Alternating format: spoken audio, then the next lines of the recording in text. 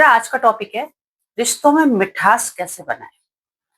रिश्तों की मिठास की बात हो रही है तो ऐसा नहीं है कि हमें परिवार में ही सामंजस्य बनाना है, बल्कि जहां भी हम उठते हैं बैठते हैं, रिश्ते हैं हमारे, फ्रेंड सर्कल है हमारा, जहां पर हमें हमेशा अपनी बातचीत को ऐसे रखना चाहिए जिससे दूसरे व्यक्ति को दर्द ना महसूस हो, वो उसको सुन के आपकी बात को उसको अच्छा महसूस हो। और इसके लिए आपको बहुत सारी चीजों का सामना करना पड़ता है। तो बेहतर है कि अपनी आवाज को, अपने कहने के तरीके को इस तरीके से होना चाहिए जिससे कि हर कोई व्यक्ति आपसे बात करना चाहे। तो आज मैं कुछ पॉइंटों के माध्यम से आपको ये बताने की कोशिश कर रही हूँ कि आप किस तरह से अपनी बातचीत में मिठास ला सकते हैं।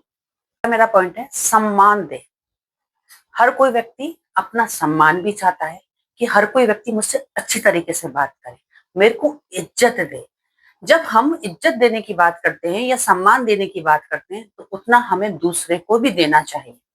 लेकिन क्या होता है, हर व्यक्ति ये अपना तो सम्मान चाहता है लेकिन वो दूसरे के सम्मान की बात ही नहीं करता, ना सोच ही नहीं पाता कि हमारे द्वारा किए गए शब्द उसको बुरे लग सकते हैं या वो उसको अच्छे नहीं लगेंगे। जब हम सम्मान लेने की बात करते हैं तो हमको सम्मान देना भी आना चाहिए, तभी आप रिश्ते के अंदर मिठास ला सकते हैं। समय दें।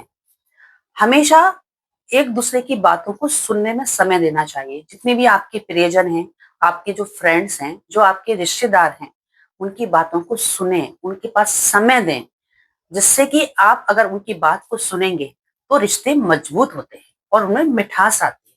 हम क्या करते हैं कि हमने कोई भी परेशानी जिंदगी में होती है तो हमने उनको अपने बारे में तो बता दिया कि मेरा समय खराब चल रहा है, लेकिन दूसरे की बात सुनने के लिए हमारे पास में समय नहीं है।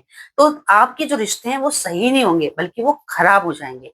तो जिस तरह से आपको अपने दूसरे के लिए समय चाहिए, तो आपको ये चाहिए कि अपने लिए भी हम समय निकालें। तो अगर एक दूसरे के व्यक्ति का, जब हम प्रियजन जन जो भी होते हैं उनके लिए हम समय निकालते हैं, उनकी बातचीत को सुनते हैं, तो हमारे रिश्ते बहुत अच्छे हो जाते हैं। तीसरा मेरा पॉइंट है मधुर वाणी बोलिए। खराब से खराब रिश्ते भी मधुर शब्दों से बहुत अच्छे बन जाते हैं। अगर हमारी किसी दोस्त से या फ्रेंड से लड़ाई भी हो गई है और अगर हमने उनके साथ बहुत अच्छे शब्दों का इस्तेमाल किया है तो वो दोस्ती भी आपकी कन्वर्ट हो जाती है। तो हमेशा अपने शब्दों को मधुर और सरल रूप से बोलने चाहिए। नेक्स्ट है मेरा गलतियों को माफ करना सीखिए।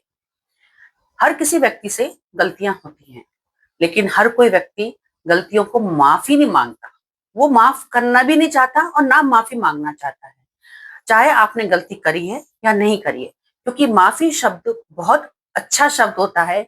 जिस भी व्यक्ति ने समझ लिया कि हमें माफ कर दिया या हमने कोई गलती की तो हमें माफ कर दीजिए, इस शब्द से ही आपके जितने भी बिगड़े संबंध हैं वो मधुर हो जाते हैं और अच्छे हो जाते हैं। नेक्स्ट है मेरा अपेक्षाएं कम रखिए। हर रिश्ते की एक मर्यादा होती है। केवल हम उससे मांगते ही रहेंगे कि कोई व्यक्ति हमको समय दे, हमारे लिए पैसे खर्च करे या हमें कहीं घुमाने ले जाए या हमसे बात नहीं कर रहा है, तो जितनी आप अपेक्षाएं रखेंगे उतना ही आपको दर्द होगा। तो कोशिश करिए कि हमें एक दूसरे से अपेक्षाएं कम से कम रखनी है। और जब आपकी अपेक्षाएं कम होती हैं तो रिश्ते बहुत ज्यादा मधुर हो जाते हैं। नेक्स्ट मेरा पॉइंट है आभार भी व्यक्त करें। जब कोई आपके प्रियजन बहुत अच्छा काम करते हैं आपके साथ में या बहुत अच्छी भावना के साथ में है, तो उनको थैंक यू करना सीखिए, उनका आभार व्यक्त करिए। आप जितना थैंक यू करेंगे लोगों को, उतना ही थैंक यू आपको रिवर्स में मिलता है। तो हमेशा हमें अपने जीवन में अगर मिठास चाहिए तो उनको आभार व्यक्त भी करना चाहिए। रिश्तों में मिठास महंगे उपहार से नहीं आती, बल्कि आपसी संवाद से आती है। जितना अधिक आपके रिश्ते में संवाद होगा, उतना ही आपका रिश्ता उतना ही मजबूत होगा।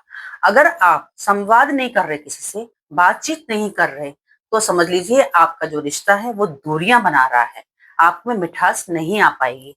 तो हमेशा ये ध्यान रखिए कि किसी भी रिश्ते को चलाने के लिए हमें बहुत सारी चीजों का आपसी तालमेल बैठाना चाहिए, तभी हमारा जो जीवन है उसके प्रति मिठास की ओर जा पाता है। धन्यवाद।